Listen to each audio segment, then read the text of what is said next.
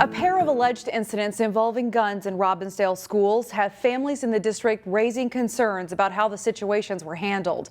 As Delane Cleveland reports, district officials say they're making a vow to do better.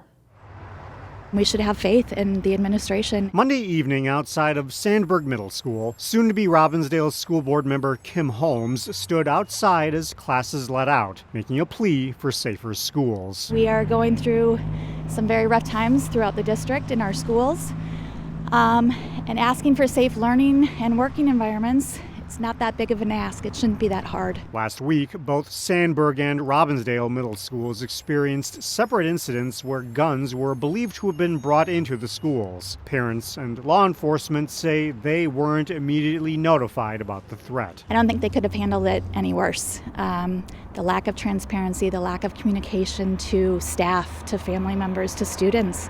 How can somebody grapple with this issue? It's being talked about on social media.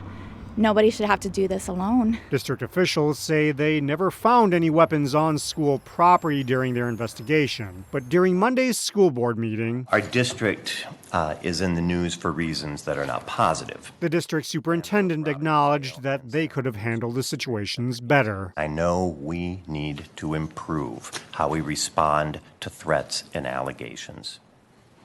The Robbinsdale area schools is now actively reviewing and revising our procedures, our processes, and our practices for responding to allegations, threats, and images, whether they are shared directly with the school or with the district or social media. It's a pledge that students, families, and staff members hope will lead to a better process going forward. We will cooperate with the police in any incident that involves an immediate threat.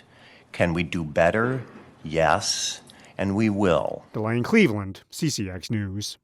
We're learning more about the 17-year-old who was fatally shot in Brooklyn Park on Friday night. Family identified the victim as Sioka Siko, also known as SK. He was on the Park Center boys basketball team last year, but isn't currently enrolled in Osseo schools. Police say Siko and another 17-year-old were shot at an apartment complex, then located in a vehicle on an exit ramp in North Minneapolis. Police arrested a 17-year-old, but he has been released pending charges. A prearranged sale of a pair of designer shoes led to the fatal shooting of a 17-year-old outside of a Plymouth apartment complex last week. This is according to criminal charges filed on Monday. 19-year-old Augustus Sirleaf of Plymouth is charged with 2 counts of second-degree murder.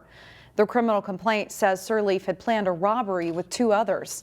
The complaint says after Sirleaf received money, he fatally shot 17-year-old Yassine Johnson. Johnson attended Rogers High School.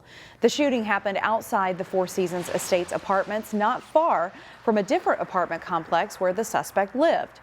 The complaint says police recovered 5 shell casings at the scene. The medical examiner says the teenage victim was shot in the head and in the chest. Police continue to look for an additional suspect identified as 19-year-old Hans Madave of New Hope. As of Tuesday afternoon, he was still on the loose.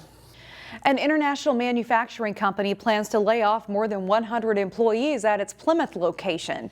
The Star Tribune reports that Turck will lay off 134 workers at its Campus Drive facility. Turck is based in Germany and is a producer of automation and industrial control products. In an email to the newspaper, the company says the layoffs were due to its ongoing efforts to maintain a competitive position within its markets. Minnesota health officials are asking people to take precautions during the upcoming holidays as RSV and flu cases spike earlier than usual. Hennepin Healthcare, Alina, and other medical facilities sounded the alarm this week about respiratory viruses. RSV causes mild cold-like symptoms, and it can be serious or even fatal for infants. That, combined with an early start to the flu season, is putting a strain on emergency rooms and urgent care facilities. Our pediatric ICUs at Children's that have been operating at capacity, actually over capacity for the past several weeks. There have been days when we've had 30 to 40 children waiting in our emergency departments, waiting for an inpatient bed. And if that wasn't bad enough, local hospitals and clinics are also dealing with staffing shortages. Many healthcare workers left the profession during the pandemic, and facilities are having a hard time filling those positions. There's also a low supply of certain antibiotics and flu medicines. We're all working extra hours and pulling extra shifts to try to help out. but we're still having difficulty overcoming the patient volumes. Medical experts urge people to wear masks, get flu shots, and wash their hands often. It has been a little over 2 weeks since someone vandalized the Salvation Army in Brooklyn Park, but on Tuesday, people came out to help. Whether it be flooding or tornadoes or fires, the Salvation Army is always here for all of us as citizens of our community. So this unfortunate event occurred, very important for us on giving back. The Brooklyn Park Fire Department joined more than 80 other people at the Brooklyn Park Hy-Vee to shop for items for the Salvation Army's food shelf. Most of the people here are from the 24 Restore, the company that came down to board up and clean up the Salvation Army after it was vandalized. You think about Thanksgiving as a time to be grateful, and then and something like this happens to people, and the fact that being grateful is an action word is something that you have to take action on. And we pride ourselves on doing this year round, but especially right now, it's a big difference because these people almost went without coats. There's a lot of things that Salvation Army does that people don't realize, and we need to give back to that. So it kind of hits home for us. In all, the company purchased more than $6,800 worth of groceries and then matched that with a check. The fire department escorted the delivery to the Salvation Army.